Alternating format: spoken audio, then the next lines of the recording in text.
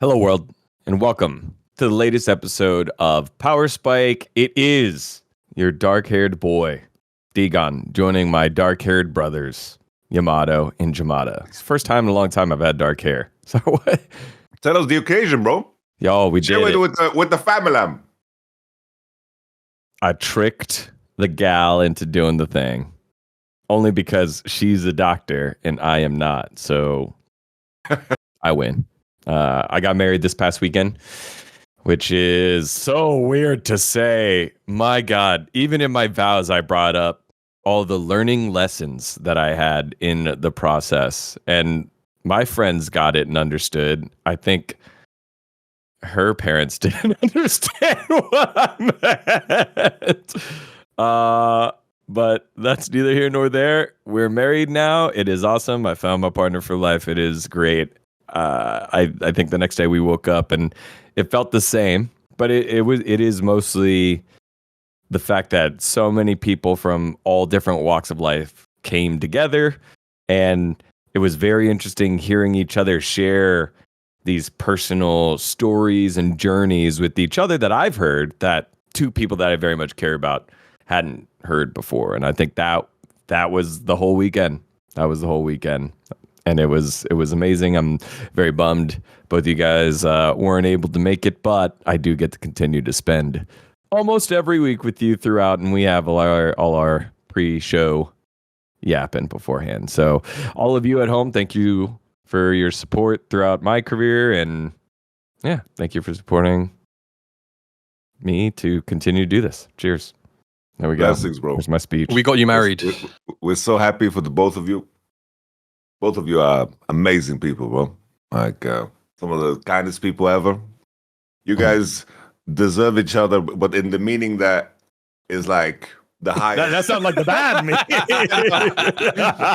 Course correct, Yamato. Course correct. It's like the highest form of deserving each other, you know? You've earned each other, you know, and in the most positive way possible. Yeah. Well, bless. Kind of like a wedding brings everyone together, so does in-person finals and international events, which we had a lot of those 2 weeks ago. The last time we had professional matches, and we will have this week upcoming at MSI. Also, Cats Out the Bag. I will be hosting MSI here in Daejeon. Man, it was a really good week last week. I've been sitting on that one for a little while.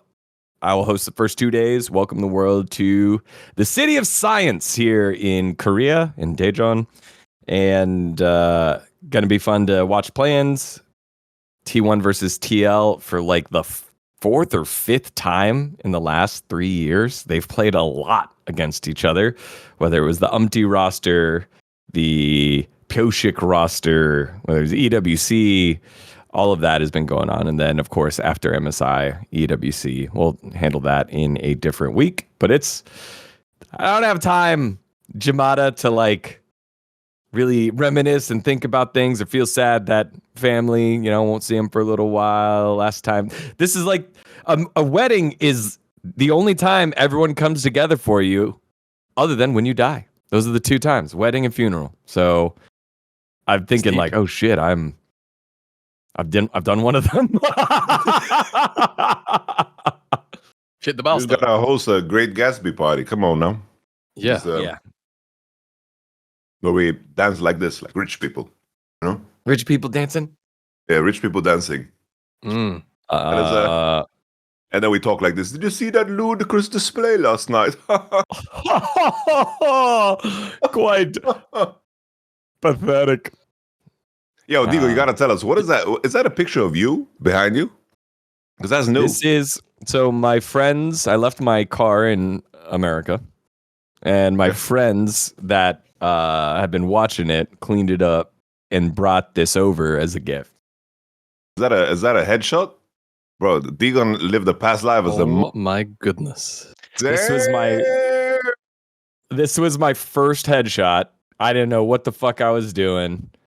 They found it and they said basically the text here on the bottom says every time every time we spend time together, we find more reasons to love each other. And then they signed it. So they Aw. found this Nice. headshot of mine and then repurposed it. So Bro, that's smart. It's as if you stole something or you you committed a crime and you're proud of it and nobody knows about it. I think it's just I didn't know what I was doing, man. Like I didn't know how to be Italian. I didn't know anything. So Like if the camera went down, you could see your hands like scheming, you know. So I said I would leave it up for an episode, and then we'll go from there. Chat saying I stole Golden Guardian money. I think everyone stole Golden Guardian money, and by stole I mean I think we deserved it. All right, let's enough platitudes there for now. Let's dive into speaking of Golden Guardians being fraudulent. It's time to dive into some fraudulent North American League of Legends. It's fraud alert, baby. They were on trial last time, and now it's even worse. It's fraud alert, and we've got Gen.G, Yamato's pick to make it on through, and Cloud9, who is also Yamato's pick to make it on through. Let's get into it.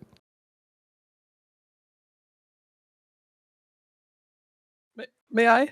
Before I'm going down with my king. I know technically I think that bet's probably over by now. MSI starts in a couple of days. We both did. We both said C9 should make it, and we both said Gen.G should make it. Shame us both. Don't isolate. To be fair, we also said that odds are C9 is gonna lose to Team Liquid in the worst way possible. We did throw that up in the air. You did caveat that one. Yeah, we did. I was pretty sure that in the last episode, Yamato did say it was going to be close, but went with it. I thought you went with Hanwha, Yamata. My bad. Yamata as well, predicting incorrectly. I was the only person on the official broadcast that got all three right. And I said it on the show beforehand. Kanavi, as Yamato did very aptly say so, pulls you into the box to fight, and then people don't know what to do. And over the last several weeks of the regular season, they stopped doing that to see, all right, maybe we can work on things. And then when they went back and did it again to T1, T1 didn't have an answer. It was the box fighting. And then the T1 pick it was the T1 magic stuff. I just don't trust Canyon right now until he really gets it done. But that series ended up just being not the cleanest League of Legends, but so entertaining. So entertaining. And yeah, that one's going to be a solid memory in terms of the gameplay and the hero moments. Ruler inting in the lane, but then getting the true shot barrage all the way back in game 4. It was a 7-0-0 Yunara. Like for a T180 carry at 7-0-0, and they lose game 4 to push us to the game 5. But then before that, the flanking Olaf by Doran. You know, there were so many good moments. The Nidalee pick you're in game 5 by Canyon. You're thinking, this is it. Right? Keen, Canyon, Nidalee, this is going to be perfect setup. And the narratives were great. The gameplay wasn't, again, like I said, wasn't the cleanest. I still think like BLG is going to be coming in as favorites. But even then, BLG had to make the lower bracket run. It's just going to be a great weekend for the teams that made it to MSI. But we start now with Gen.G. Fraudulency scale, gentlemen. Let's start with you here, Yamato. Like Gen.G, they were expected to make on through. They don't. What do you think? I think it's always a question of measurement against the competition, right? I do think that where Gen.G was at, and in terms of how they ended the form of their solo lanes, I did expect them. You know, it's like Gen.G. The strange thing about the top 3 teams about the LSK, not necessarily strange, but it's just that you have so many players on these rosters that have so much credibility that will only disappear the moment they actually don't make it a couple of times. Mm-hmm. Like once is not enough.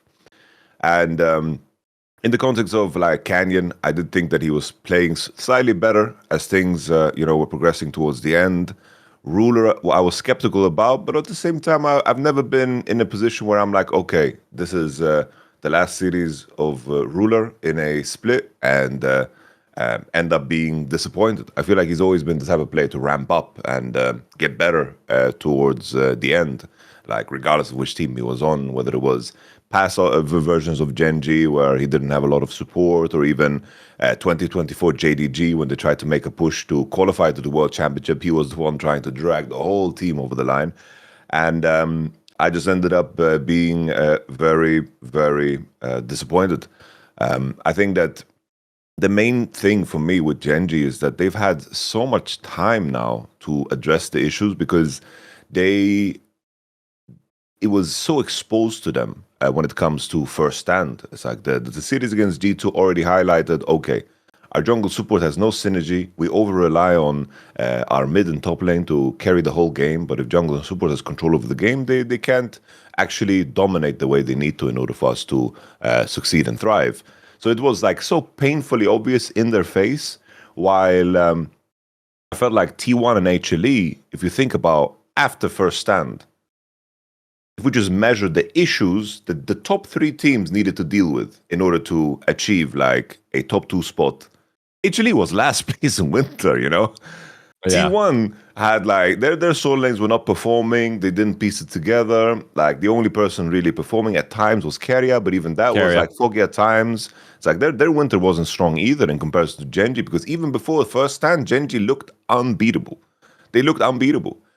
So the distance between performances to me is is the tough thing to part, because I felt like HLE and T1 solved far greater problems than Gen.G did coming into the end of playoffs.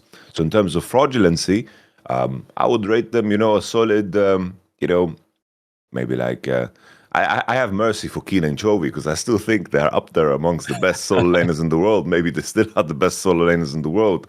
I give them mercy, but for the rest of the squad, if I made a separation, I think these 2 are not frauds. The other 3, they are currently frauds, plain and simple. I give them Ryu, and the 3 other players that are not Chovy and Keen, I give them a solid 7 out of 10 in terms of where we're at right now, just based off of how many issues they have.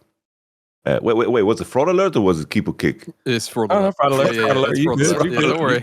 you Your good. heat's fried your brain as well, innit? Don't worry, man. Bro, it's the heat, bro. My skull is turning into bolognese, bro. Like it's just terrible. And should I jump to C9 now, or should I pass the torch to Pass the torch. Pass the torch. Pass the torch. I think passing the torch is good here, because it's easier for our brains to stick to the same topic here. I think with Gen.G, seeing it live, I hope for Gen.G, this is Ryu's 2024 EWC moment, where at EWC in 2024, the first one, I think it was against Top Esports, it felt like Coach Kim let the players draft for themselves. We had like a Nidalee pick that just didn't make sense. The draft, it was Tristana was in the meta as well, something like that, and it was like, this isn't a normal Gen.G draft. And then when they got back, they're like, yeah, we listened to the players a little bit too much, and we won't let that happen as we go through with the season. I feel like that's what happened here for Gen.G in that T1 series. It was too much comfort and not enough meta. Like, stick to what makes sense here, stick to the strong picks, and it ended up biting him in the butt. And also, I think Duro was the caboose here. Like, and it feels bad because he's the new guy. It feels bad because he, great personality, has had big moments, but he's going to need to come back with a dominant round 3 and 4 if he wants to gain the trust back. Yamato. I don't even inherently agree with that drafting point, purely on the basis actually of what did Gen.G win MSI 25 on? Yeah, it was a Pike pick there. It was the Pike Nidalee pick, right? So I think it can swing both ways. I think for me the biggest disappointment normally with Gen.G, there's so much you can talk about with them positively, but I think it's usually like the finer details. And Gen.G, and obviously when you talk about Canyon, it's finer details of the jungle and how his role should be interacting with the lanes and vice versa. That game 5, the 3 camp ganking into mid, this is something that I would never actually expect Canyon to do ever. And I'll talk about why in a sec, but I think the idea, just to get it out there, I think is Faker is not going to think that Nidalee is going to come off of a full clear ever to gank him at level 3. And obviously it leads into this very extended chase down where Canyon has to ensure that he actually executes, which in the end I think it's an execute. I don't think he gets the kill credit. Right, it was an execute. The reason why that's bad for the game, in that matchup, in that game specifically, when you're playing Nidalee into Nefiri, you want to actually just go and try and harass her on every chicken camp. They even set the ward down for it. And you even see in Canyon's subsequent clears, he tries to make it to the chicken camp 2, maybe even 3 times. And he's late. Or I think by the 3rd time, I think the game is like a little bit too messy for them to actually look for the invade. Or maybe that's actually the one where he gets it. But either way, that's very clearly the game plan. You're trying to skirmish around topside because you've got Renekton Nidalee Twisted Fate. And the reason that you're giving yourself the skirmish is over that chicken camp. But because you go for that gank, all of a sudden now, your timers are all off. You've done your 3 camps topside. Your bot side camps are out of sync because you've had to chase down the Rise until he actually fucking dies. He has to go to Crab. I can't recall if he leaves his red buff up or if he resets off the Crab. But either way, from that point on, he tries to walk into the jungle topside 2 or 3 times. And the chicken camp's already gone. Owner's already gone. There's no reason actually to fight anymore with that with the composition that you want to fight on the top side with. And that's a finer detail that I would expect Gen.G to get right. But most importantly, that is a finer detail I would expect Canyon to get right 10 times out of 10. And I think that for me is one of those small things that feels, or big things that feel small in the moment, but is significantly bigger than it actually is. And there's moments throughout that entire series that I could highlight, but general sentiment is along with what Yamato is saying, right? Like, if you've got 1, or in this case, 3 people who aren't like synced up and linked up with each other in unison, and then you've got these like fine print details that need to be correct that aren't either correct or being corrected post that initial mistake, you end up with situations like this where I don't even think Gen.G played horrendous in this series. But they played worse enough that a T1 that was playing like above their average, I would say. I wouldn't say they were like, I wouldn't even say this was a T1 magic moment. I think T1 just played at like a 7 out of 10 throughout the entire series. That was enough to best you. When matchup 1-to-1 wise, you guys should be dookying on T1 in the state that they're in right now. This is not like the terrifying form T1 that's, halfway through Worlds ramped up. This is a middle of the season T1 that has Thorin, who has been mega underperforming, a Faker who most of his weakness lies in lane, right? What is Gen.G is in lane, and a bot side that is relatively reliant on carrier playing really well to prop up Pays a little bit, right? And then obviously Pays is a fucking perfect janitor, and he's excellent at carrying it. We saw that in game 4, right? Until it didn't go well, and so. Matchup to matchup wise, this was, and form on form, this was a game that Gen.G should win. This is a series rather that Gen.G should win. So for me, I think all of those factors of the finer details being wrong from a player with the history that Canyon has, and then obviously the players on Gen.G, that's what irks me the most. I think as far as fraud alert is, or the fraud score is concerned, I almost like want to separately rate Keen and Chovy from the rest of the roster like Yamato did. But I think I'll average it. No, I'm not even going to average it out. I would probably give this slightly higher. I think this is closer to like an 8. I think this loss was really bad. And the fact that T1 even handed them over a game in that series, I think really should like put forward just how horrible a performance that ended up being from Gen.G. Yeah, it was a very close series, but I think, and I did pick T1, but I think if you think from a Gen.G perspective, losing that series, that's the first time where they're not in the top 2 in such a long time here for Gen.G. They're not going back to the MSI. They're not going back to defend their title. And this is the core roster here. So I think it's pretty tough, which also leads us to another core roster that's been together for a while, who a lot of the time is the flag bearer of the region and has just been Inspire's ragdoll lately. And now this time was Jose's ragdoll. Honestly, I don't know what happened. We're talking about Cloud9. They get themselves bodied and don't really find a way back. It is a little glass cannony of, if they get wins, they can roll with it, but they cannot take punches.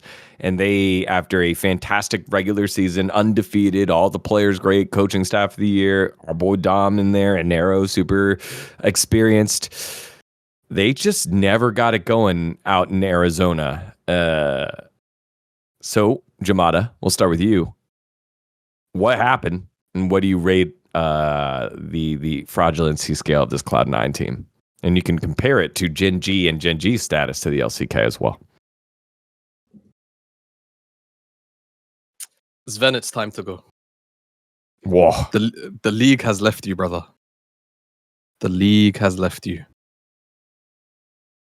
It's hard to put into words, man. Like, they get themselves into the correct positions, and then when they're there, they're clicking like they're dignitas. It just stresses me out. I every time this scene at this point now, I'm no longer wearing the fell for it badge. I'm not gonna do it. I'm not gonna do it anymore. They either come summer, they either make worlds or they don't. My faith is shaken. It's just weird, man. It's just very, very weird. They clearly have the thing up here in between our ears called a brain, because their actual setup, their overall approach to most things is not horrible, but it's just the execution every single time. And there's so many examples throughout this series you could talk about, whether it was like I want to say it was the second Drake in game 1 where they secure it, but then APA decides, actually, I think I'm going to click back to mid, right next to the bush where I just saw Lee Sin and Rise walk into, and I surely won't get kicked back and nothing weird is going to happen. Or whether it was the Ziggs alley-oop thing on the Drake pit. I think that was like soul point fight in game number 2. They just click shit. I really that's it. They just have terrible clicks around objectives. It's like they just completely lose their mind around them. I don't have much to say. This team is just disappointing. As far as like the status against Gen.G and in the LCK, and obviously C9 here in the LCS, I think what makes C9 more disappointing this year, even comparatively to like last year or the years prior, is the level of play that they showed in winter. Now, granted, the rest of the league was infinitely worse than they are now. Was impeccable. They had such a head start in terms of understanding of how the game needs to be played this season, down to like champion build, like meta. We've seen like APA was like the only guy playing spellbook Talia, for example. Like all of this like weird stuff that uniquely fit him, uniquely fit C9. They were obviously like the first team to clock on and very constantly use the 20 stack jungle item thing to fight over crab, which then obviously if you get that crab, if it's in front of dragon, you get dragon. If it's like on the other side of the map, then you just trade dragon for like all of these things. This C9 were the first team in NA to do this season. They really got off of the marks first and fast. But they're chokers. They're just chokers. That's the bottom line. They don't. It's funny because I said this verbatim a few weeks ago, and obviously, like the history of these players is a lot of them obviously have won championships, and I said these guys don't have championship DNA. And what I really should have stamped off that sentence with was now. They don't have it anymore now. They had it in the past, yes, but they don't have it now. I'm not sure what the actual reason is. I'm not sure why they play the way that they do under this pressure. But something needs to change. Something does need to change. They're at a point where I don't see them making it to Worlds. I think FlyQuest would sneak pinch that spot off of them before they go to Worlds. at the What if there's trajectory a that fourth FlyQuest spot is because improving. Lion just makes the finals in that MSI? Ah. Then it's Sentinels is in the conversation. And then yeah, then like all of a sudden, bro, like we're talking about Sentinels. What do you rate the fraudulency scale here, Yamato? Oh, this is a 10. Like, if we could break the scale, we would. Like, if we could get a sledgehammer out and break the scale's getting broken.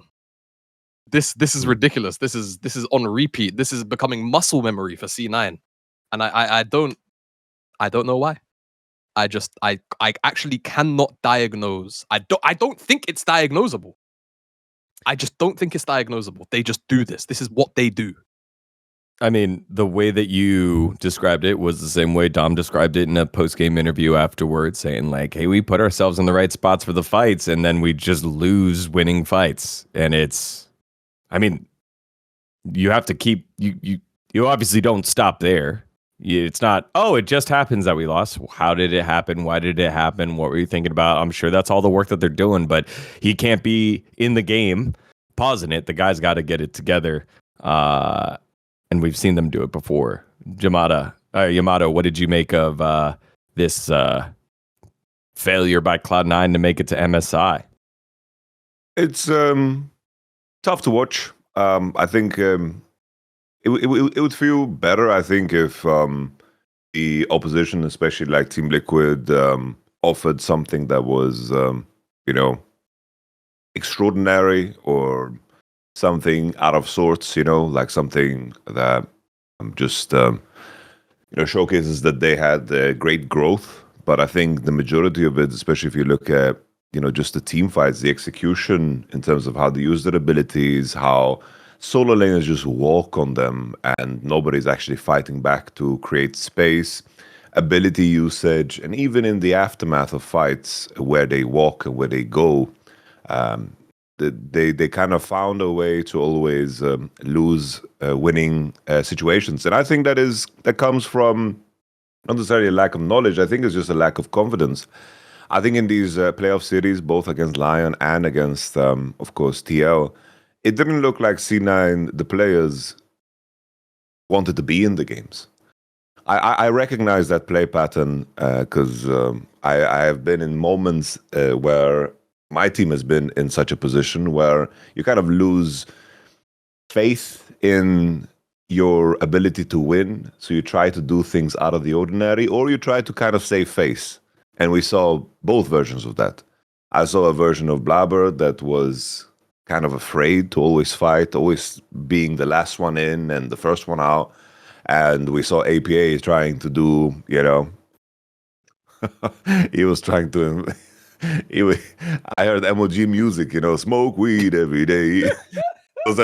His Ziggs was in the air, He was just the snipe sound as he was looking for triples, but it wasn't really working out. And I think it's just some things when it comes to C9, how I imagine it to be is that there's the pattern seems to be unaddressed. I wonder if at the end of the season, in terms of how the performance dips, maybe we have a situation where it's just one of those things that just kind of gets pushed under the rug.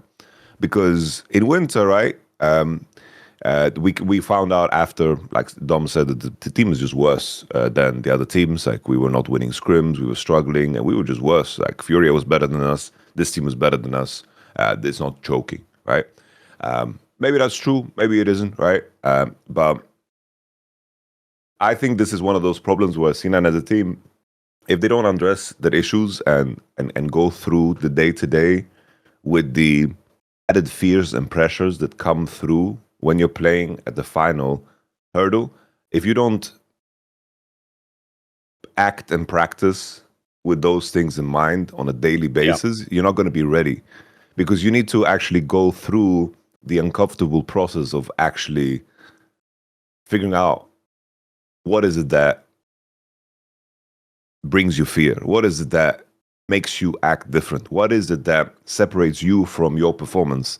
Because sure, there's things that C9 can improve, but I do think as from a coaching side, in terms of what you can do in order to improve setups and improve draft and so forth. I think this is strictly, in my mind, one of those things where it's individual performance based. And they need to figure out every way possible to improve that.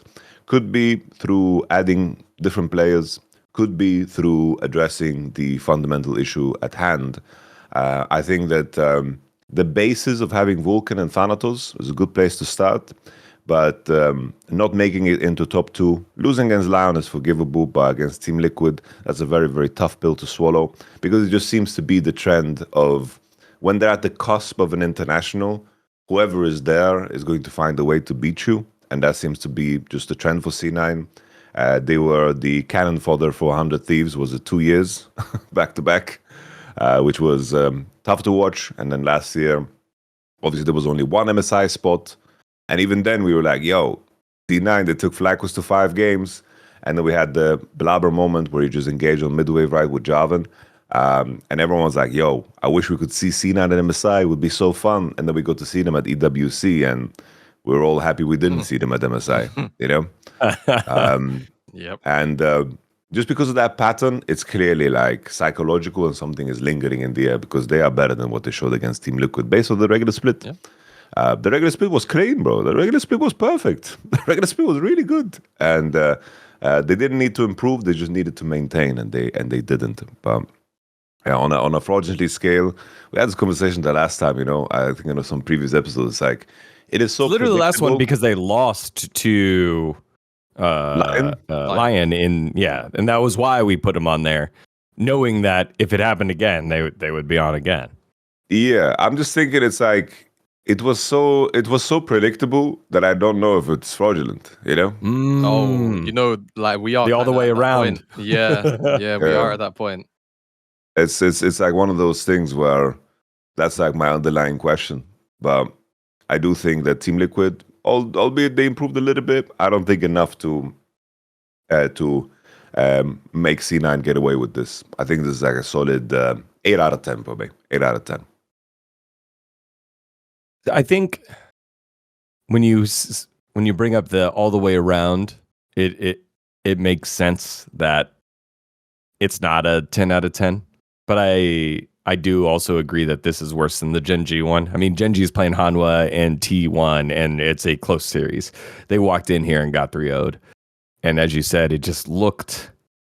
I don't think it's effort. Like, I believe that all pros... I want to believe, Yamato, you might know different, but I want to believe that all pros are always trying their best to do what they think is right to win. But I also fully loved your point of you have to practice how you play. And Cloud9's problem isn't in week 3 on what the meta is and what your mid jungle duo's doing. Their problem is in elimination matches, when things go wrong, when someone makes a mistake, what do? How do you react? How do you bounce back? Because we have mic check all the time in LCK, and yes, it's a little curated, but from what it sounds like they're saying to the comms that I heard in the Cloud9 doc, it just didn't sound very planning. It sounded like this is happening. I'm communicating this is happening. I'm communicating this happened. I'm not communicating this is the overarching game plan now that this happened. This is something I've noticed with a lot of comms whenever I hear them. And obviously, again, like you said, they're very curated. But I actually wonder how many teams still plan significantly ahead. Because even like the occasional time that I'm like privy to a scrim or like Champions Queue is slightly different. I never feel like teams are they're really in the moment. I've noticed whenever I hear comms.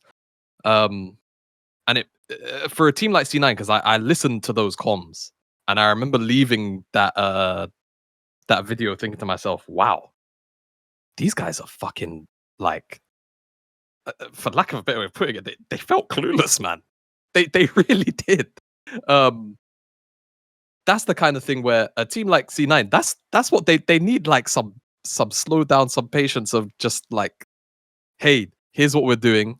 let's execute on it. But even then, their gameplay up until that moment still feels fine, right? So even that, it's hard to say whether that would even fix them because again, like I was saying, I think their problem is their clicks in front of objectives are just worse. It's just bad. Yeah, I know you were, you led with leave the game before it leaves you, but there were talks, Jat put it out there, hammering it home, of like, this is the time to make a change. It's unfortunate. It's very difficult to do so in the middle of a season, but would you make a change here for Split 3 or Summer Split for LCS if you're Cloud9, given the fact how long these guys have been together now? Yes, no, and a quick answer, Yamato. Yeah. If it's not as easy to get a Korean out to NA as it is to Europe, but like, yeah, because they've got an NA, they've got an import slot. It's not like they can't use it. So, yeah. Yamato. Yeah, I think the main thing is always with these conversations is who is available, right? Mm-hmm. I don't know who is available, and I think that makes the conversation a little bit more complicated. But if there's options and there's budget, I do think this is the place where you try to mix it up a little bit. I think that you have two players that can do really well, and I think that maybe if you can run like a multi-man roster, maybe there's a world where you can also get the right things out of the right players too. I think this is the time to get creative in some shape or form. But obviously, it's so hard to say. Mid-season changes are very difficult to execute. They won't make them. They won't make them. I think it's exactly for what you just finished off with. I think because it's difficult, I think they won't. And I think they'd rather just stay the course with the team that they've got because it's simpler. It's simpler that way, right? And I think there's also going to be a level of fear if they make that change and it doesn't work. Well, then what? I think that fear will rule more than them staying together and not making it. Well, and then finally, it's where do you make the change? I think, as you said, Vulcan and maybe Thanatos are okay, but then you look at Blaber, who's been the most successful Cloud9 player in the history of the org. That's tough. You look at APA, who just got there and is one of the best native North American mids, and then you have Sven, who is one of the most established AD carries and just players in general, and that might be the place, but then that affects Vulcan. So like, yeah, it's to me, I feel like unless it's broken, like it's not working, you ride it out to the end of the year and you say this is your squad and you move forward with that, because unless whoever you're getting is so significantly better, like even when I think about like Korean players right now that might be available, maybe Calix from Nongshim, because he's been cut of the cloth lately, and I'm looking at Yehu, who was on DRX before and barely could get some games behind UCal, and now he's going to MSI, and Calix was a better player. Maybe that's the play, but now he doesn't. He was like a rookie. Like, okay, you're 19, getting shipped off to America. Good luck. To compete with all the other mids. I don't know. I don't think it's that either. So it is complicated, but definitely a conversation that will be had, has been had, and I'm interested in what you all think at home. Let us know in the comments. Should Cloud9 make a change, or should they stay the course for the summer split? While you're there, make sure to like and subscribe. All right, fraud alert done. We'll have some of our favorite hits here in just a little bit on Power Spike. But before we do, it's time to remind you about our friends over at Drip Drop. Lately, getting married, going to MSI, going to Paris, gets a little busy. And I realize that's when my energy drops and dips. When I'm not hydrated properly. Well, no worries. It's not sleep. It's not coffee. It's hydration. And now, no worries. It's because Drip Drop is my go-to fix. Drip Drop is doctor-developed, proven fast hydration that helps your body and mind work better, which is exactly what your 2026 needs. Think support for busy days, long workouts, and everything in between. Drip Drop uses science-based formulas for rapid hydration so you feel results fast while getting 3 times the electrolytes of leading sports drinks. And Drip Drop is trusted by firefighters, medical professionals, and over 90% of top college and pro sports teams because it's engineered to hydrate you faster and more effectively than water alone. Perfect if your New Year goals include better habits that actually stick. And also, Drip Drop dropped Zero Sugar Plus, a breakthrough formula with an advanced blend of 6 key electrolytes, 15 essential vitamins and nutrients, and no sugar or artificial sweeteners. It is the complete package that truly checks out all the boxes and then some, and honestly tastes great. There are over 16 original flavors, 8 zero sugar plus options as well that fit seamlessly into your routine. But don't take my word for it, take Yamato's as well. Yamato, how's the Drip Drop been going? It's been great, especially this week. If you're anywhere in Europe, it's hot. You're Hot sweating. as hell. Hot as hell. You're gonna need to replace some of those liquids, some of those electrolytes in you. And I'm telling you, Drip Drop will save you a whole bunch of just feeling exhausted in this heat. Favorite flavor, obviously I've said for a little while, cherry limeade. Cherry limeade. Tried out a little bit of watermelon. Love me some watermelon. Fantastic stuff, man. It's great. So get your hands on it. It will help you in this heat, especially. Does its job, man. Does it well. Keeps me up. You know, to make it easy to get your hands on it, Drip Drop has flexible subscription options so you're never stuck without proven fast hydration. And right now, Drip Drop is offering our podcast listeners 20% off your first order. Head on over to dripdrop.com and use the promo code LFN. That's dripdrop.com, promo code LFN for 20% off. Stock up now at dripdrop.com and use the code LFN for 20% off thanks to our friends over at Drip Drop. All right, greatest hits begin now. Is Keeper Kick for MSI because the reigning world champs made it yet again as the 2 seed, yet again for their world's leading ninth time. No team has made it 9 times, only T1. So let's jump into it. Keeper Kick, T1 or the field?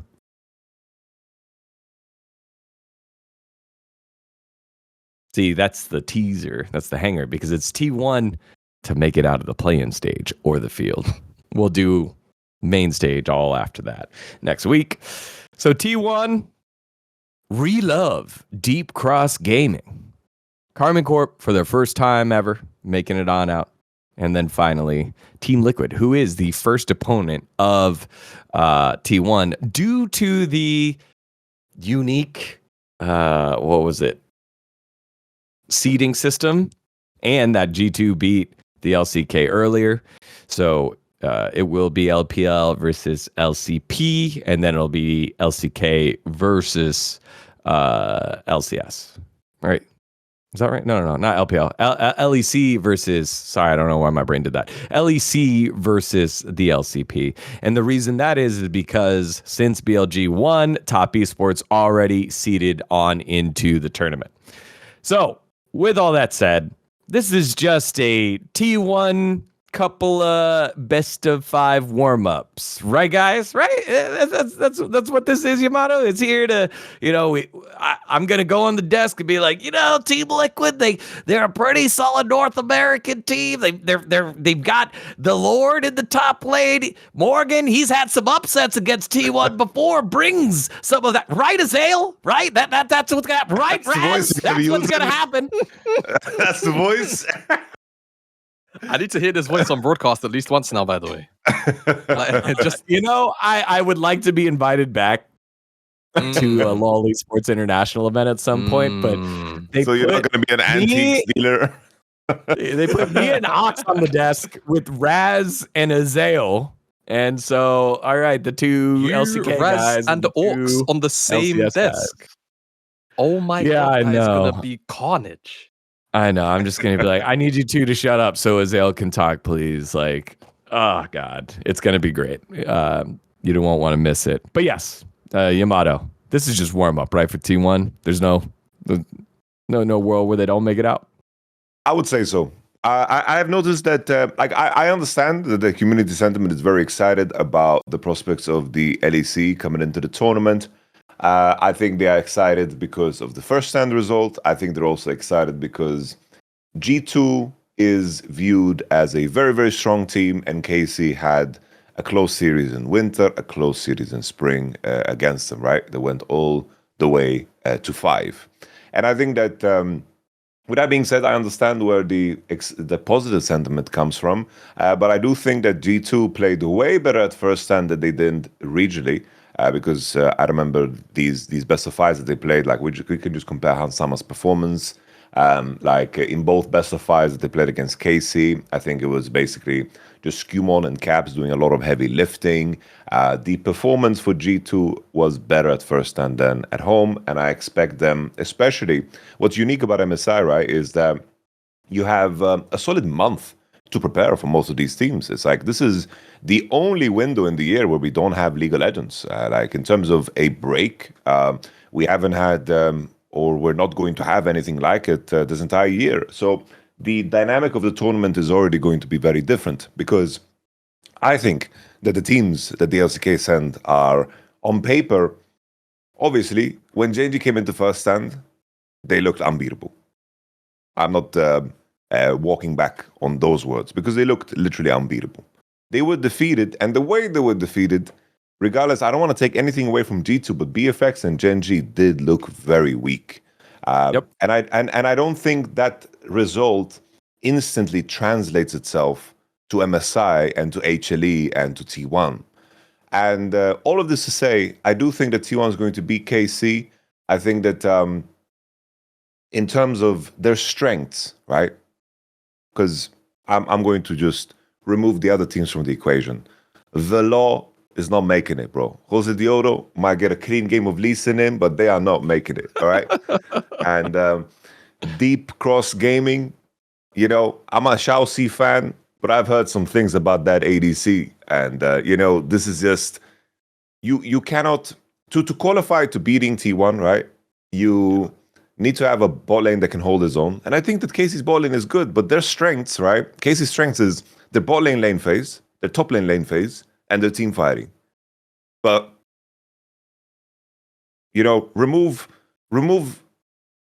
those things, because you're playing against T1. It's like you're not going to lane better than Pace and Keria, and you're not going to out team fight T1. So I think it's just such a tough mountain to climb matchup wise, that the expectation on what they achieve with their mid jungle and support is going to be too tough to overcome.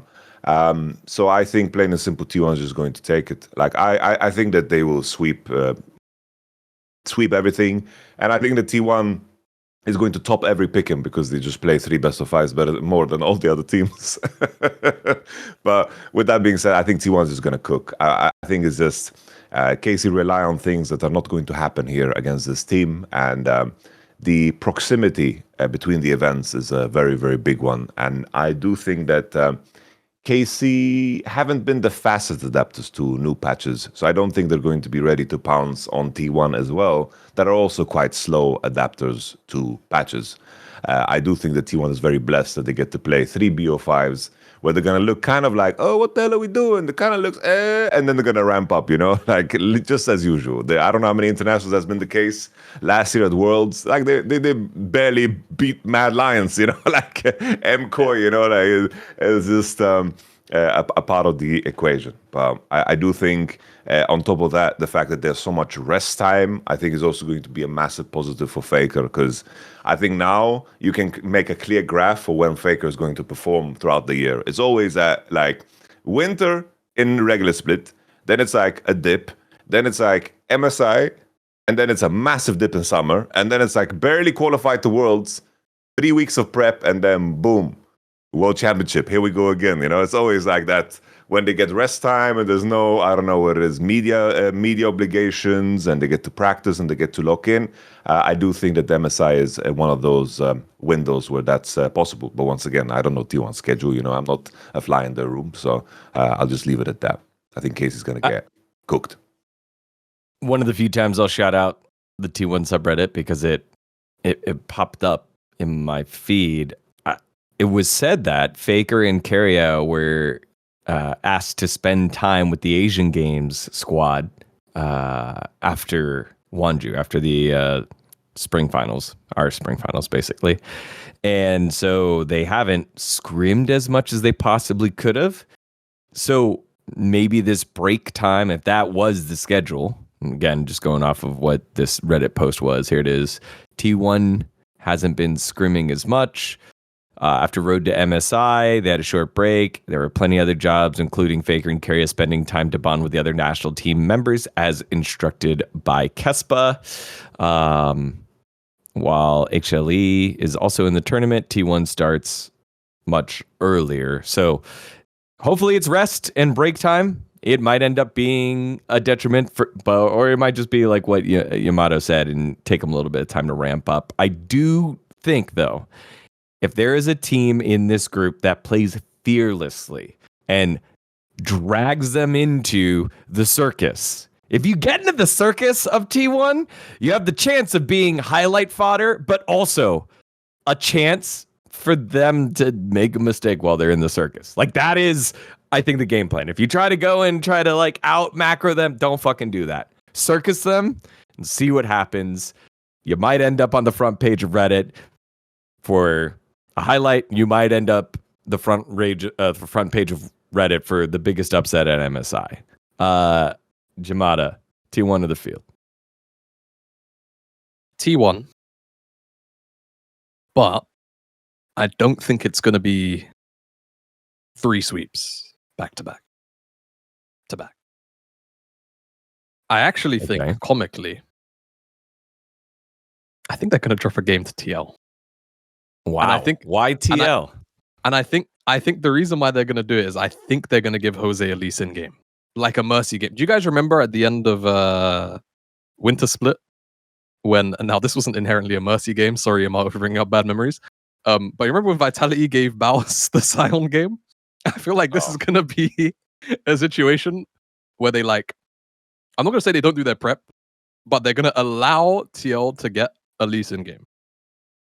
And I think that one singular Lee Sin game is going to be the game where they just happenstance a win. And listen to my word in here.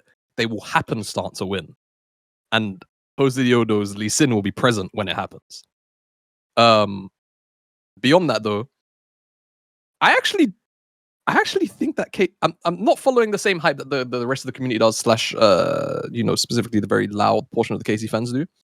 But I think KC, over the course of the final 2 series they played in playoffs, they did demonstrate to me that they can be a contender if Yahoo isn't a passenger anymore.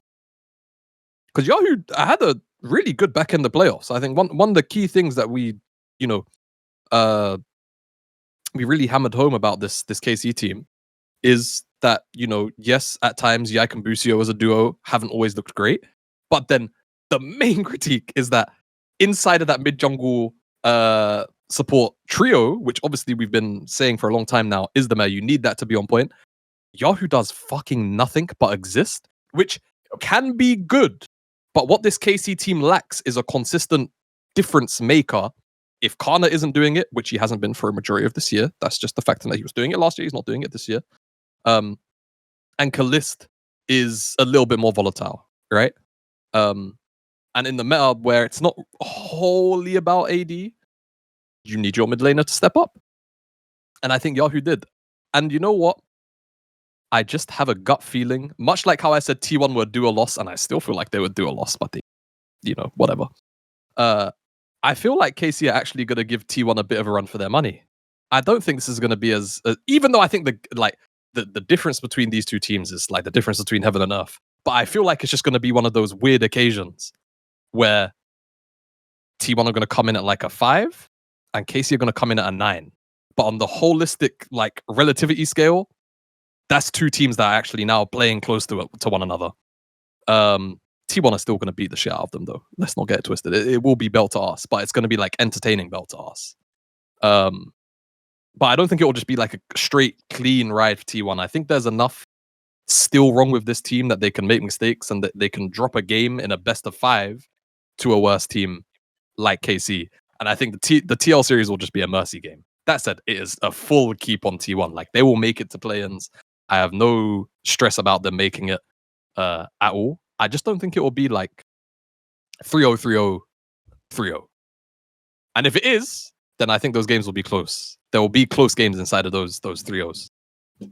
They definitely like match the level of their opponent in weird ways. We saw that regionally too. Like they had some 2-0s there that was like, ooh, maybe a little bit better than this T1. And if there's anything we should address, just to throw it in there because it's related to this. The seeding format is a little bit goofy, let's be honest, because we're in a situation where BOG and G2 are getting punished for being first place, like top 2 at first stand. So for those who don't know, obviously, the seeding determined that MSI is determined by first stand.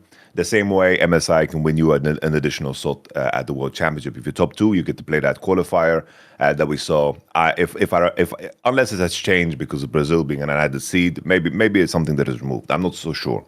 At least last year, we got to see the IGT1 series. Nevertheless, it's not super relevant here. And we're now in a situation where the seed 1 pool is BOG and G2, which means that they're going to play against a seed 4 team. And the seed 4 team is a team coming out of play-ins, and also, of course, the second seed, that is Top Esports. So they are second seed, and the rest of the teams are first seeds, meaning Furia, Lion, G2, BOG, all first seeds, and of course, HLE. So HLE is seed 2, and Lion is seed 2, so they get to play either against Furia or, of course, the LCP representative, that is seed 3. And BOG and G2 that made top 2 get to play against Top Esports and T1. So BOG, for winning first stand, here is your gift. Here, play against T1. Congratulations, my friend. Which to me is silly. Because there's a world here where, let's say we made a King's bet, for some reason, and you're still hyped on Lion for some goddamn reason. There could be a chance to make it further because of their first round matchup. Plain and simple. They have a simple first round matchup where for the other teams, that like BOG and T1 being a first round matchup is kind of crazy. So the benefit of going top 2 is just not there at all. Being a second seed is OP, very OP. And I think maybe, it's been a complaint for the community for a long time, but maybe Riot needs to take a look a little bit more and at how the seeding is done and look at it a little bit more. No, Yamato, every team seed 1 is equal to each other. They are all playing at the same skill level because they are playing in the best league in their region, and so we will treat them as such. There is no such thing as difference in skill between regions. You are wrong, we are right, and we will see you at Worlds 2026, where we will have some bullshit where a Korean or LPL team is third seed or fourth seed, and they're playing versus first seed in round 1, and it fucks the entire rest of Swiss. Enjoy. Let's just problem solve it for Riot, because here by asking them to do it, they won't do it. But if we do it, they will take it. It's like League as a game, they took it, and Counter-Strike, and Auto Chess, and Ultimate Marvel vs. Capcom. Anyways, so we would have BLG. How do you fix this? You just put Furia and Team Circuit Wales as a pool 4 seed? Yeah, the sacrificial. And then you have... Yeah, that's what it is. And then you would have Top Esports. Where would you put Top Esports and the play-in stage qualifier? Where would you have that? Or would it be dynamic, and depending on who makes it out is where they get placed? I think that's fair? Dynamic, yeah. I feel like that's not fair. If I'm Deep Cross Gaming and I beat fucking KC, T1, and TL, and because I'm from a smaller region, my reward is to play BLG, that would suck ass. That would suck ass. Like, bro, tough. Don't be the second seed from APAC, man. Like, what do you want? What do you want me to say? Win your region, then be in the main stage already. They should just use their Amazon tier list. The Amazon powered by that's what Amazon I'm Web saying. Services. just Like, send what it is in there, bro. That's what this is for. And then I think you we can should- say like, oh, DCG is actually last. So yeah, I think will we have should to play be. BLG. I think we should be intellectually honest with ourselves when we make these seedings. Is my stance. Like we know who the best performing regions are. Sure. Pretty much coming into every tournament, more or less. And if you don't, that's fine. Base it on the most recent tournament, but then don't fuck up the seeding for it when you make the seeding format. I guess it's just where would G2 and Lion end up? Right? Like, are they in front or behind of top esports and qualified from the playing stage? Where would you put them? Is it rhetorical? No, I'm asking. In this case, the only time where I feel like you can get away with putting the LEC and the LCS like first seed on the same level as the LPL and the LCK. LPL 2 and LCK 2, theoretically. I know. But I'm saying the only time you can put all the first seeds from the traditional 4 major regions on the same level is at MSI in this format. Other than that, it shouldn't happen at Worlds. I think at Worlds, it should be whoever performed the best at MSI gets their first and second seed put into pool 1.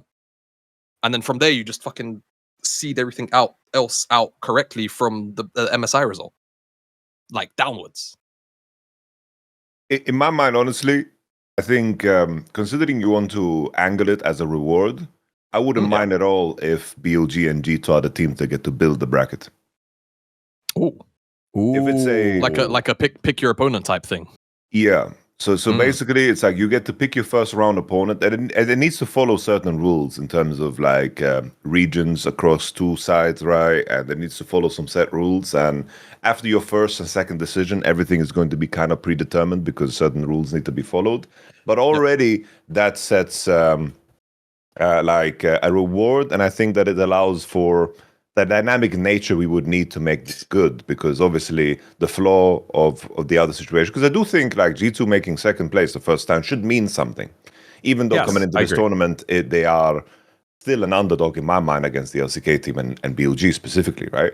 But that shouldn't be a part of the question. But I would be very happy if BLG and G2 could just choose the first round opponent and then they build the bracket like 1-1 captain's mode, and I think that would be sick.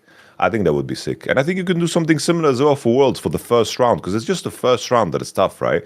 Where some dice rolls are kind of cooked, but if the first seeds could all choose their opponent and then everything else is randomized, like meaning pool 1 gets to choose their opponent, then suddenly everything kind of balances out, and the benefit of being a first seed is glaringly obvious. And I do think that's something that should be rewarded. Because imagine, we would have G2 BLG, they would probably pick Furia, maybe they would pick, of course, maybe Team Secret Wales. Pick Team Secret Wales, right? And then suddenly, we have, let's say we have HLE versus Top Esports in the first round, and we have Lion versus T1 in the first round. I think that's, in terms of parity, that's a lot closer. You know what? I was just before we end, we had VCT Masters here in London, and I was lucky enough to go a couple of times. Yeah, I really like the way how they do their draft for map bans and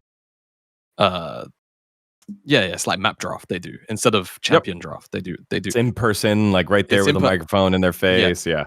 We should do that for exactly what Yamato just said, and then just take it a step further and literally let them fucking draw the rest of the thing if it needs to be drawn out of like balls, like how we normally have a draw show.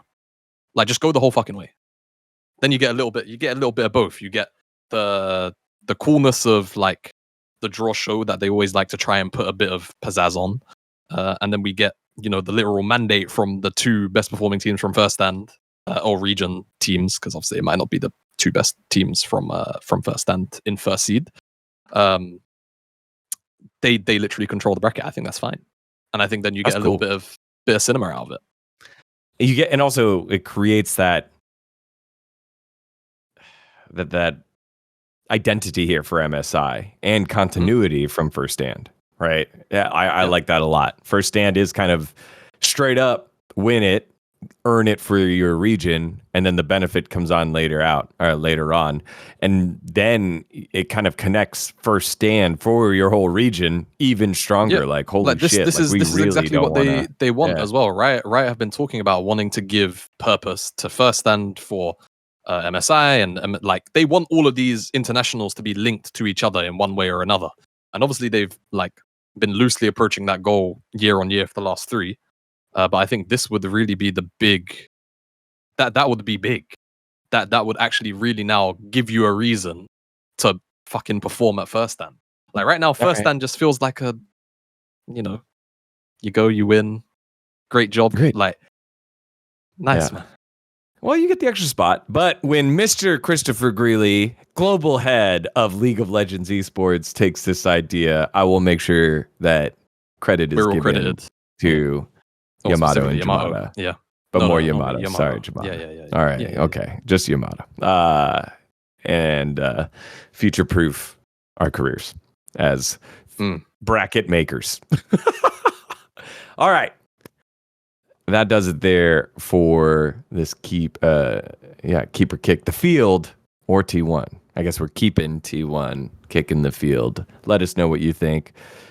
Is there a chance for one of the teams to break a crack into T1? Let us know in the comments below.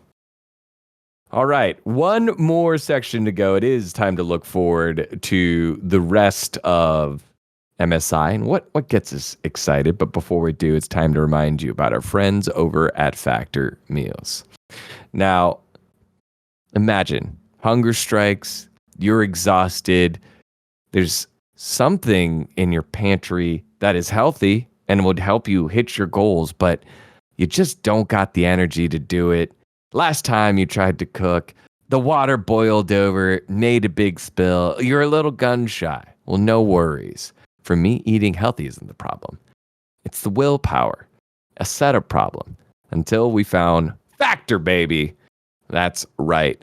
Factor is awesome. It helps you with your goals, whether that's weight loss, overall nutrition, more protein, or GLP-1 support. For strength and workout recovery, check out Factor's Muscle Pro collection. And every meal is crafted with functional ingredients, lean proteins, colorful veggies, whole foods, and healthy fats. Factor bans 175 ingredients, no artificial colors, no sweeteners, no high fructose corn syrup, no refined seed oils, just nutrient-dense food.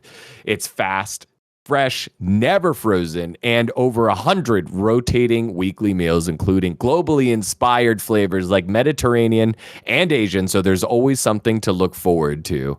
You can try the newly launched ready-to-eat salads with vibrant ingredients like elote corn and miso edamame, plus 70-plus add-ons to round out your nutrition, from green juices to peanut butter energy bites, and it's ready in 2 minutes. Factor shops, preps, cooks, and delivers straight to your door, so you have more time to do everything that you love this spring. Yamato can tell you more. The crazy thing about Factor is, this company is all over the world. I've said it so many times. I've had it in Texas, Austin, Texas. I've had it in Sweden. I've had it in Germany. And consistency, because obviously it's like they don't have one place where they ship everything out. Then it wouldn't be so fresh, wouldn't it? So they need to find, of course, distributors and people that can prepare the meals across the globe. And the consistency of it is amazing. And the fact that they, I think that's the biggest proof that quality is very, very important to Factors. And I have to say that, I'm a little bit biased because the fish in Sweden was delicious. I did specifically order a lot of fish in Sweden, but the consistency is across the board insanely high. And especially when you have moments like I've had weeks where I stay at home alone and there's nobody to take care of me. Then Factor is always there to back me up because let me tell you, cooking meals, buying groceries, cleaning up, when you don't have like time to carve that out, like, and you don't have like the skill. Like, I don't know how my mother did it, working 2 jobs and then cooking meals for us every day. I don't know how she did it because I tried to add the cooking portion and the shopping portion to my life, and suddenly like 6 hours are gone. I eat in 5 minutes and it feels, where did the time go? It's cooked. So it's better to just commit the Factor and just give up on all those other details. Just make your life easier and also delicious at the same time. There it is. Deliciousify your life by heading on over to factormeals.com/powerspike50 off and use code powerspike50 off to get 50% off and free daily greens per box with new subscription only while supplies last until September 27th, 2026. See the website for more details. That is factormeals.com/powerspike50 off and use code powerspike50 off to get 50% off and free daily greens per box with new subscriptions while supplies last. Thanks to our friends over at Factor. I like how someone in chat, they made this smart shout out. Elote Corn, better known as Corn. Let's move on to our final segment here. It's the Galaxy Brain Club. It's the MSI changes coming out here. MSI preview here. We're not going to make our predictions in terms of how things are going to shake out until next week we get through the play-ins, but we'll give some insight on the teams that are coming out and how they're all going to interact. Let's dive into it. This week's Galaxy Brain Club.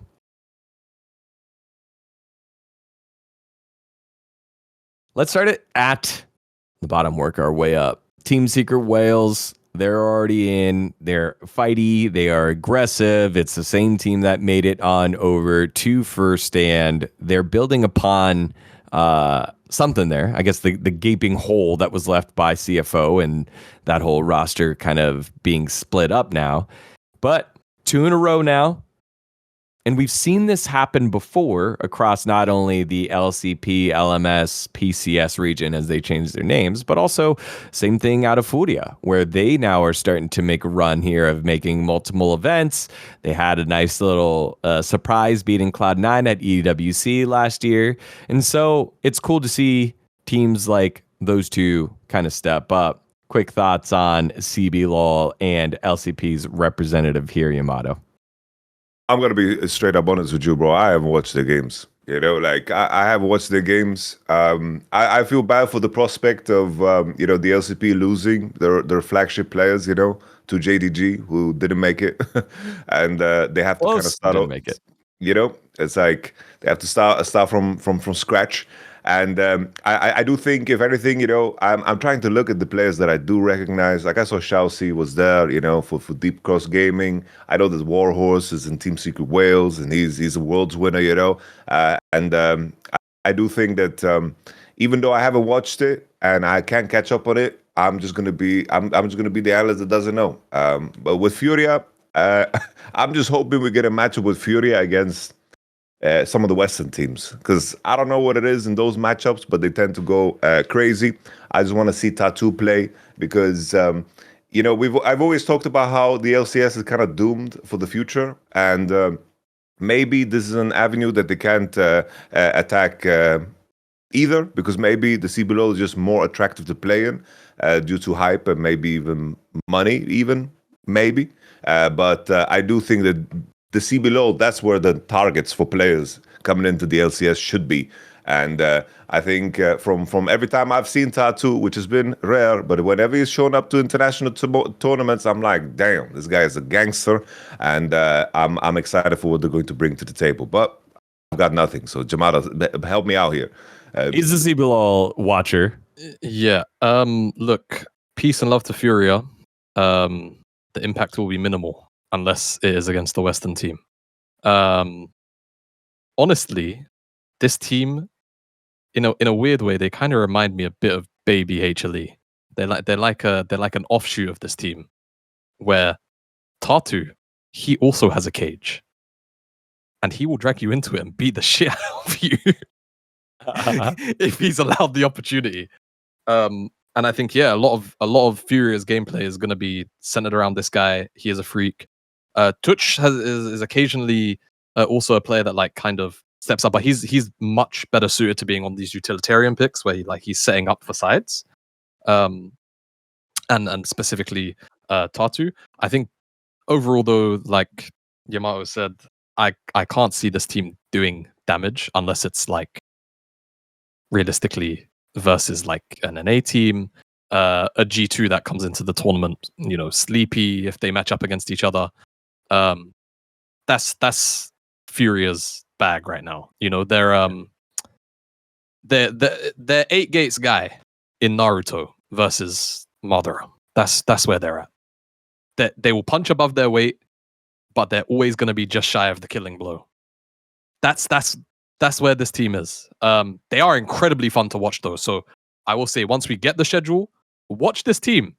They as long as it's not versus LCK or God forbid BLG, they'll be. And I say God forbid BLG because BLG will put them in a head, like nudging them and everything. It's going to be bad. As for the LCP team though, not an LCP watcher myself, but I've been privy to some conversations from LCP enjoyers lately, and none of them have faith in their teams. It's bad. So yeah. Unfortunately for these smaller regions, I don't think the faith is particularly high. But I'm excited to see Furia just because they keep on impressing on showing.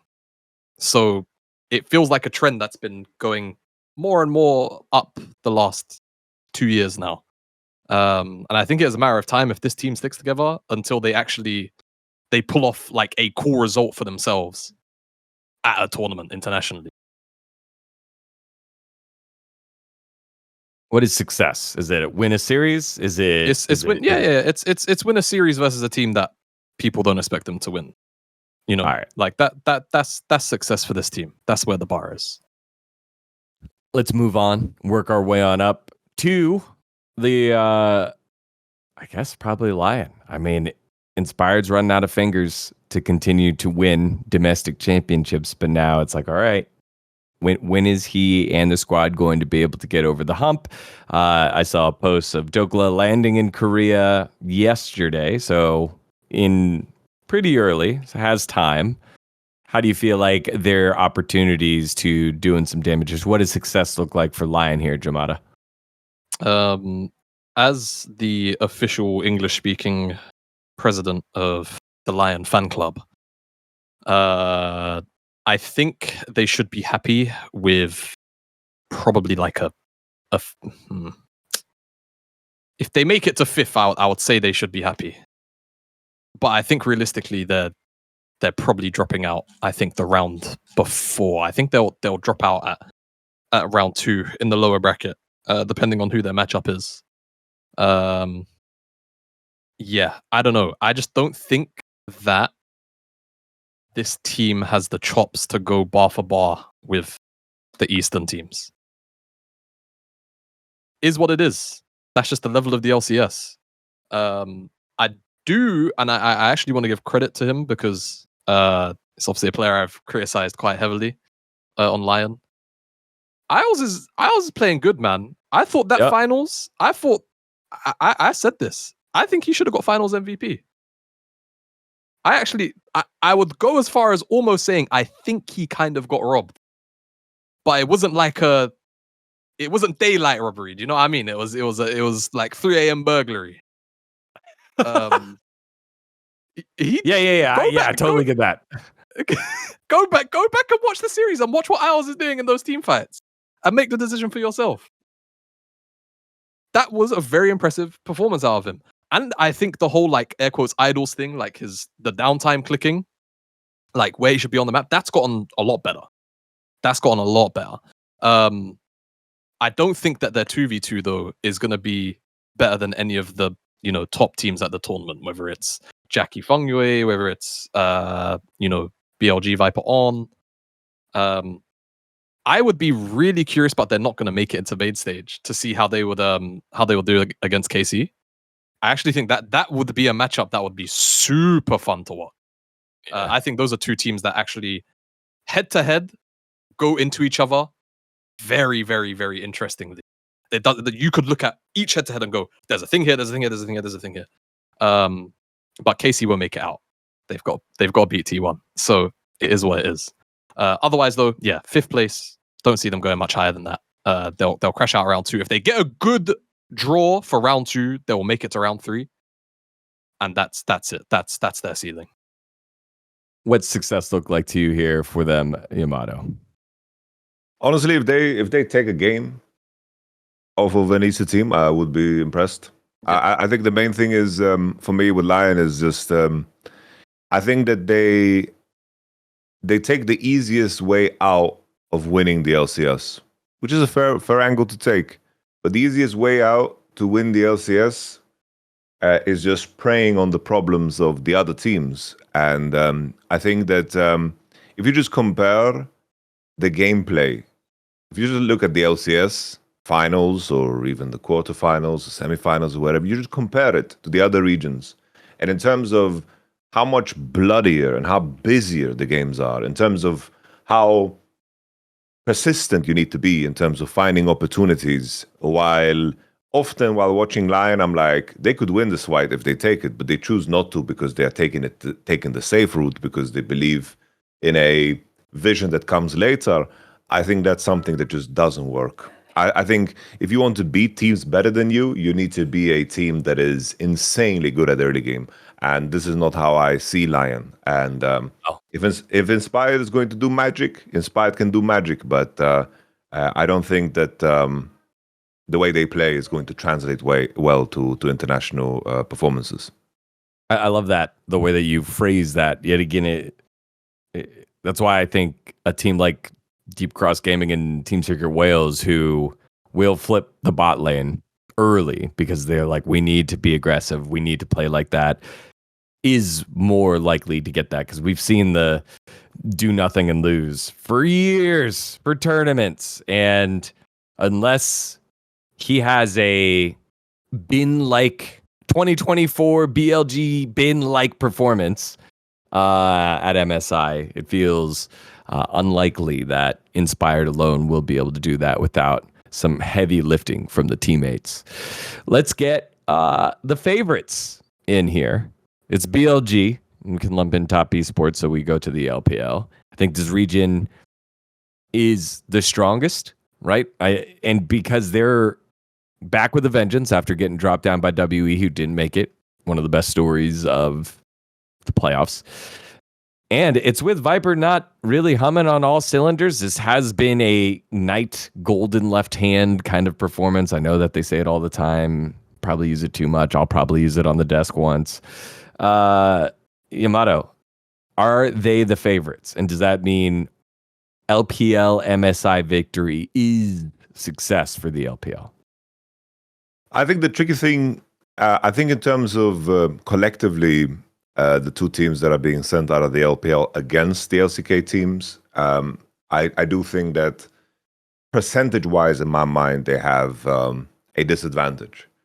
But I do think that BLG, if we just look at the teams individually, I do think that, in my mind, I think BLG has the highest chance of winning, but it's narrow, very, very narrow. Like, I'm talking about, like, BLG might have, like, a 32% chance to win in my mind, and then HLE, like, a 28, and then, like, T1, a 24, and then the rest of the field, the rest of the percentage. Right? I think that this is the least conclusive MSI we've had in a long time.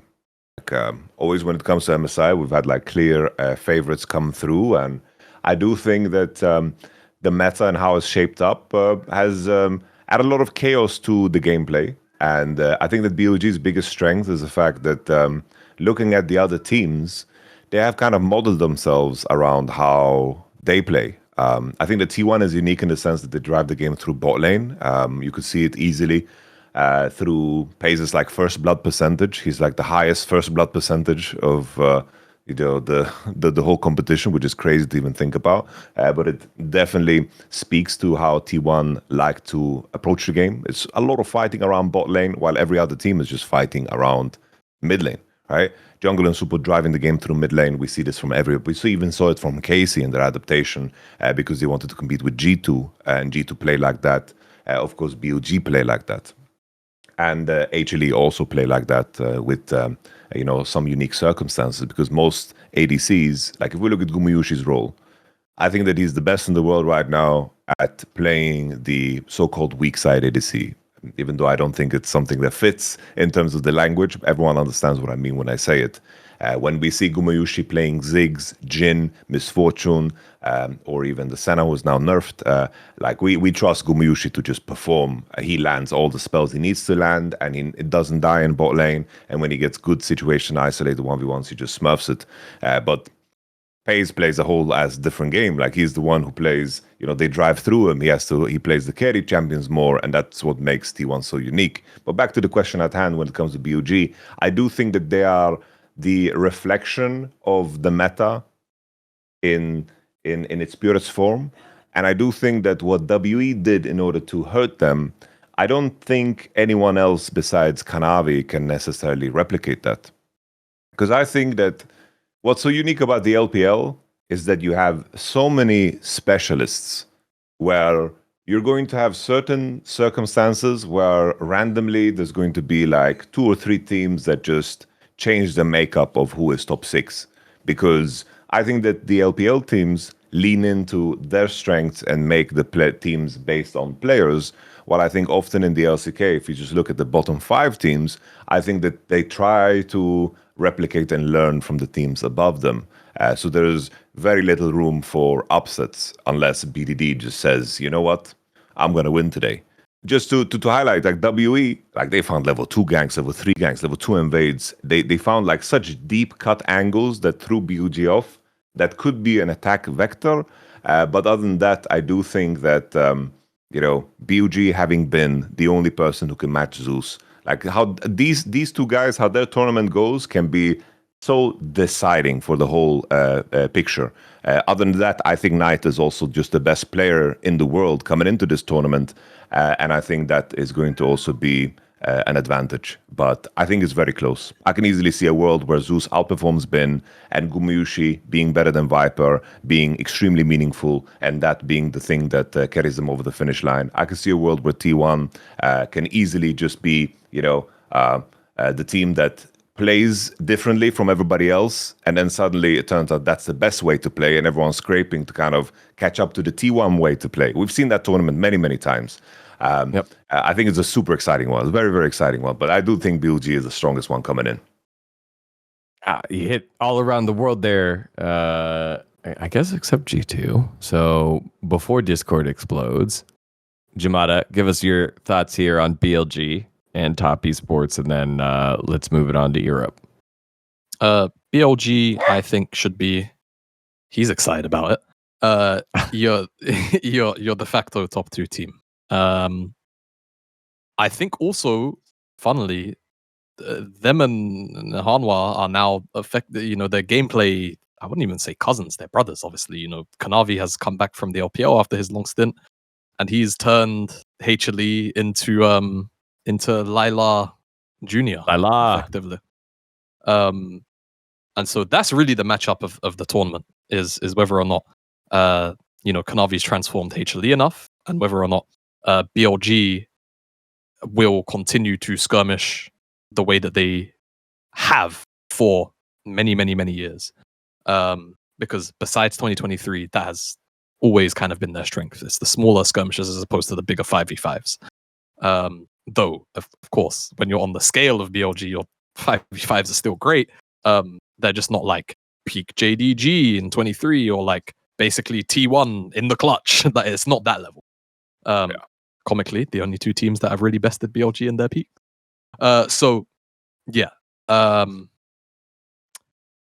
They should just be your top 2 team. That you can point anywhere, like Yamato was saying. I think top esports, I'm an LPL fan. I'm not going to give them faith until they give me a reason to be faithful. I think this team looks fantastic when they play through TN, and I would like them to continue to do that because I think this is going to be a tournament which is very, very jungle driven, more so than regional metas have kind of been. Even though, again, jungle, support, mid, I think this is going to be a little bit more jungle driven specifically. So keep the game plans through TN. He's been your key of success anyway. Don't hang this guy up on something stupid. Don't just purely give him like slave champs. Don't give him dog champs. Give him champions where he's the one that he's making the plays happen. He's the agency maker. And I think top esports will look all right. Yeah. I don't want to have faith in them though. We're about 3 years past that. One thing I'm pushing for the broadcast is they earned our mistrust. If we're gonna have the same team show up, that's fine. That's great. Let's celebrate their success. Let's diagnose that with mistrust, and it's okay we do that. Like I'm not selling that either. It's very much like I need to see Kenyon, in the next split. Like show it and hold to it and then prove it in a best of 5, which is crazy because he is a world champion. We know that it's in him, but it hasn't been in him in quite some time. So G2 here, Yamato. This is the European champion. How do you feel about them moving into the tournament? Good. Very good, in fact.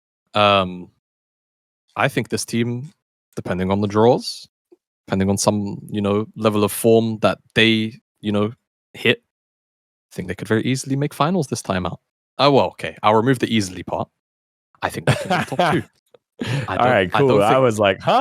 I don't think it's out of the question. I think in my mind, Skumond, Lebrov, on the same page, one of the best jungle supports on the planet right now in the game. Can't shake my mind on. Caps is playing well, has been playing well all year. He will go toe-to-toe, and in some instances, I think best players like Knight, players like Zeka. Don't think it's out of the question if Caps is playing well, and Caps has been playing well more games than he's been playing, above average or even like to his level mediocre. My only real concern, I guess, is Broken Blade. I think there are some very elite level top laners at this tournament. And even the kind of more middling ones, I think could potentially give him some problems. But Broken Blade is very, very, very volatile as a player, right? There are days where he comes in and he drops generational performances, which make you think, holy fuck, give this guy a 5-year contract extension. And then at times when G2 are going through the mud, it's like, who's the first person that a lot of people are like, it's time to go on G2? Broken Blade is either first in queue or he's second in queue behind Hans, right? Which I think Hans gets a bad rap for basically breathing, really. But Hans resigned. He got his Hans resigned. Good on him. Good multi-year contract. Yeah. I will say, I think it makes things awkward if G2 want to make a roster chain, though, because I still do think Hans would be the first place you go. I think he should feel safe anyway, like contract extension or not. I think he should have felt safe in his position at G2 regardless. Because as we are well aware, G2 don't typically import, and they haven't for a long time. I think overall the way that this team plays the game is exceptionally good for the meta. I think the meta shouldn't shift too much anyway. Again, my main concern really lies in the top lane and just the level of the elite top laners. Like, I think the only top laner that I feel comfortable with BB laning into out of the expected top performers here, it's what do you call it? I forget how to say his name. Zuan. Top esports' top laner. Even Doran, like, bro, we can clown on Doran, but when we clown on Doran, we clown on him in the context of he has to lane versus players like excuse me. He has to lane versus players like Zeus and even like the King. Yeah, exactly. Yeah. Like, bro, come on, But hey, like BB could still put this guy in a headlock. Doran was doing his best to lose T1 championship in finals. So it's not like it's not like it's alien for Doran to just have a horrendous day or series to the point where that's really what he could be up to. So yeah, I don't know. I have very, very high hopes for G2 at this tournament. I think top 4 is the expected finish. I think lower bracket, like round 4 elimination, I could see them probably dropping out there. Again, I think a lot of this is just going to lie in where the draw is for MSI. And at the end of the day, you always, you have to beat everyone in a double elimination bracket, more or less. But I'm quite confident in how they match up against basically everyone except for the seed, like except for basically Hanwha. Like I feel like Hanwha is that's a scary prospect. I don't even feel that way about BLG. I think BLG are on your day team, and they need to fix that like ASAP. If they fix that this tournament, great. But I cast all of our minds back to last year versus T1. Did anyone think T1 were going to fucking walk in and 3-0 them? I don't think anyone, realistically, unless you were a T1 fan, right? So this is what I mean. BLG, if they're not on your day team, then that's a scary team to play against. Yeah. Yamato, set us up here for G2 and then closes off with Hanwha. I do think that G2 as a team, I think, strictly from a position, I do think this is a tournament that is full with opportunity due to just the chaos of the top 5. Like we could make a montage of the throws of leads and the random, decision making of all these 5 teams that I would consider in the top 5. I can find them for top esports. I can find them for T1. I can find them for HLE. I can easily find them for G2, and I can find them for BOG too. I think there's an opportunity in that. I do think that the heavy lifting needs to be done from the coaching staff. I do think that they need to figure out the patch fast and well. We have 2 very big patches that will change the game. G2 was very early on the Senna hype train, very early on the Smolder hype train. They're very good at understanding what is OP. I imagine they are going to be one of the teams that plays Syndra. The LeBlanc changes should be positive as well. And if they find a good place in the meta, maybe they have some chances to do damage. But I do think this tournament is very different from First Stand. And I do think that the timing of when they face top esports is really good. Because I do think that they hit the ground running, and I think that they tend to figure out metas really well. I remember back at that MSI when they took T1 to 5 games, and then subsequently in the next time they played against them, they got 3-0'd, is because some of the weapons that they need to utilize, you can only kind of do once. But I am excited for what they are as a team. I think Hasama as a player deserves more respect. Even you, Yamato, you said this is one of the first guys that is called to get replaced, but nobody says by who, I could see the Kalista angle, but other than that, there's nobody else, Hansama, I think he had a very good first stand, and at this point, with his tenure at G2, I think you can even go so far to put him into the ADC GOAT conversation right next to Reckless and maybe Sven, when it comes to Western ADCs. In my mind, I think still I can't see a world where G2 is going to beat like HLE and BOG. Maybe if T1 don't ramp up and they don't do like international type shit, that they always do at internationals. If they play the same level as they did in the LCK, I could see an upset win maybe there. But this is going to be a tough tournament in terms of opposition. If they manage to beat one of the 3 demon teams, I think it is a massive, massive success. Because already, even though I think they are slight favorite against top esports, I think that mostly comes from the fact that Jackie Love at internationals is scary, and also MSI is one of those tournaments where experience is everything. Players like Zuyan and Feng Yue, the fact that this is their first international, that's going to be a massive challenge. It's very rare that someone makes their breakout performance at MSI. There's just too much experience across the board. It's just, look at all the teams. It's all the usual suspects from everywhere. There's the usual suspects. Even with Furia and Team Secret Whales making their return there. So a lot of the, hierarchy has been established for the year. And then we go to Hanwha Life Esports, the other demon team here, Yamato, and I'll let you take it home here as they and BLG, as we said earlier, are the front runners by most people. Something that I want to highlight is, we have situations where it's very hard to measure and gauge coach impact, right? And I think we have two examples where it's like, damn, you've managed to show us that this team is well coached, even though they have players of this caliber. First one being BLG with Danny. I think there's structure to their gameplay.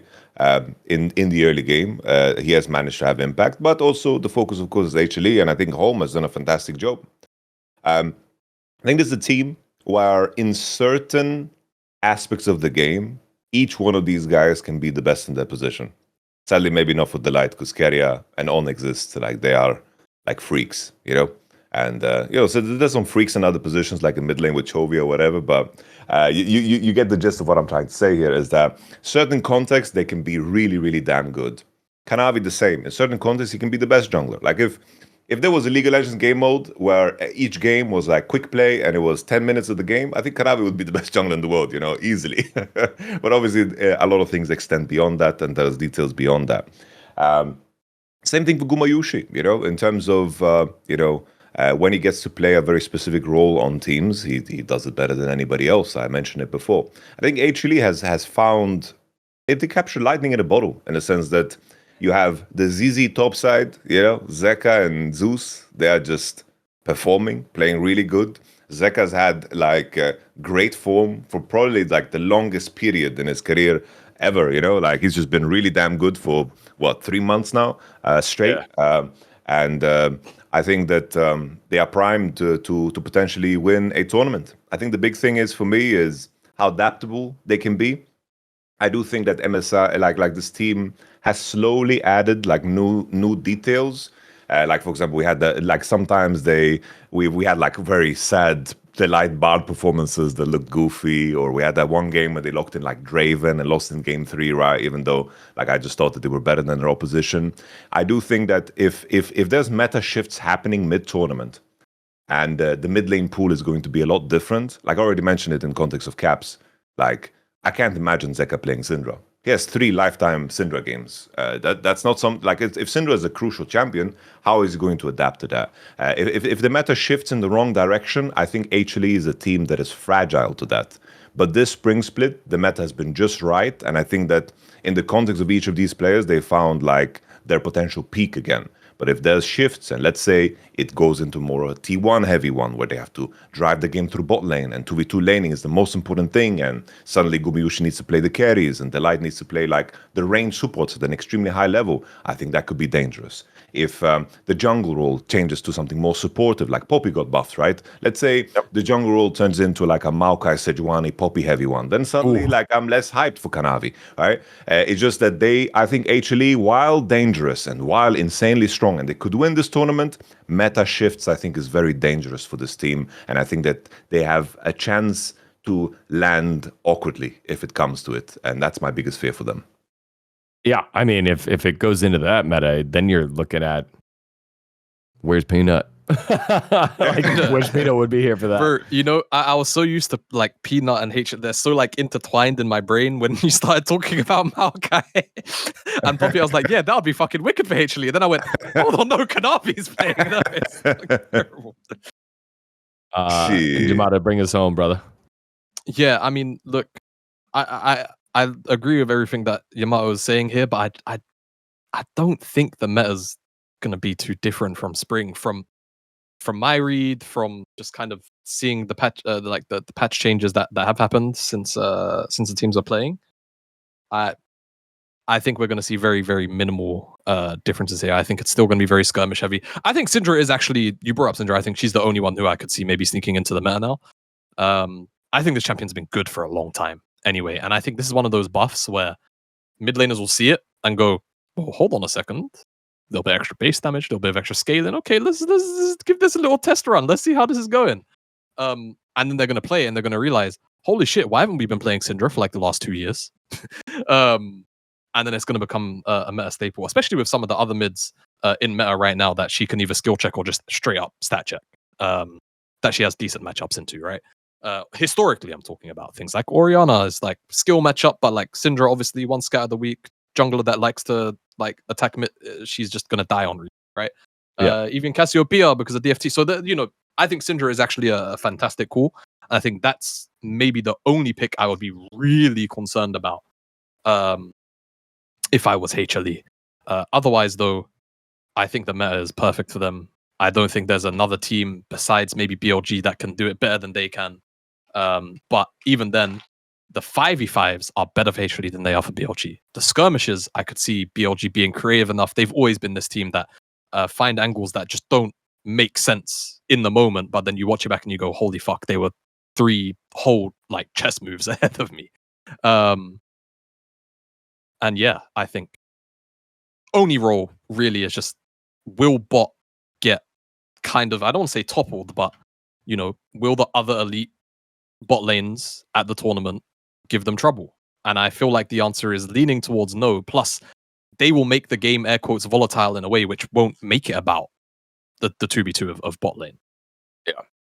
Also, just a reminder while we're talking about meta, there is no unlocked for MSI. It'll be out. It came out yesterday, so you can go play it, enjoy it. And the assassin with the nails looks cool, but won't be out here for pro play. Continue on here for Hanwha Life Esports, Yamato. Yeah, I see them 100% just kind of running over a lot of the competition here, which obviously shouldn't be a surprise. And hey, you know, like Zeka's Silas even got a cheeky little buff, man. You know, like that.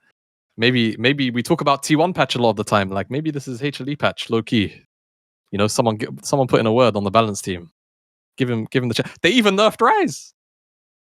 There you go. I mean, again, this was the type of run that they had during Worlds. They found the right form once they got in.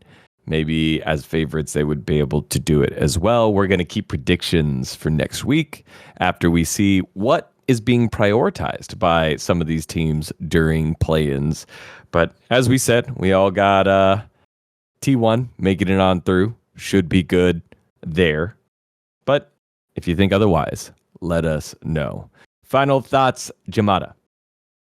MSI will be a banger. I feel like this is the most up in the air MSI we've had for quite a while. Like even the kind of air quotes underdog teams like G2, I think could definitely run the whole course, make it into finals. I don't think it's impossible. Obviously T1 coming out of play-ins, that's going to be, you can't deny them. You know, like that is just one of those things. They will overperform to the point where all of a sudden it becomes their form. It's no longer overperforming anymore. So we've got like 5 teams that could realistically lift this title at the end of the tournament. Out of a field of 8, which is fucking insane. We haven't had a MSI like this in a while. Like most of the time it's like, oh, okay, yeah, Gen.G and like BLG and T1. Those will be like the 100% top 3 teams and we shouldn't expect anything else. And you can go back and look at it like that for since 2023, really. I think 2023 was probably the most competitive MSI when you think about there was 4 very scary teams in Gen.G, T1, JDG, and BLG, and we had no idea who was going to win. We're at that level right now of competitiveness again. So super exciting MSI. This will be the best one since 23, I reckon. Soak it all in, everybody. Yamato, bring us home. No, I'm excited. Hopefully I get co-streaming rights. I think I will. I've gotten it in the past, so I think it'll be all right. I'll be co-streaming, no matter how early it's going to be, 5 a.m. in the morning. Will be fun. I think it's going to be an absolute hype tournament. I think that MSI has always been a lot more pleasing for me when it comes just from a strictly competitive sense. I think that the cadence of just having BO5s, double elimination is very fun for me. So this to me is going to be the highlight of the year. And we don't have the demonic Gen.G coming in as a super favorite. I think that making the claims for HLE being the best, making the claims for BLG being the best, or someone believing in T1 magic to follow through and G2 to make some damage, I think that you can rationalize all of that. And I think it just makes for a very, very beautiful tournament. So I'm excited, super excited. MSI in Daejeon, everyone. Going to be a lot of fun. It is a career, not goal, but milestone to have the opportunity to do a LoL Esports International. So that's very meaningful for me. And I'm going to do my best to tell the stories for those teams. It's going to be a lot of fun. All right, everyone, make sure to like and subscribe. Thank you to all of our sponsors. Make sure to follow the co-streams and content that Jamada and Yamato will be putting out. And we'll see you next week for more Power Spike. Bye-bye.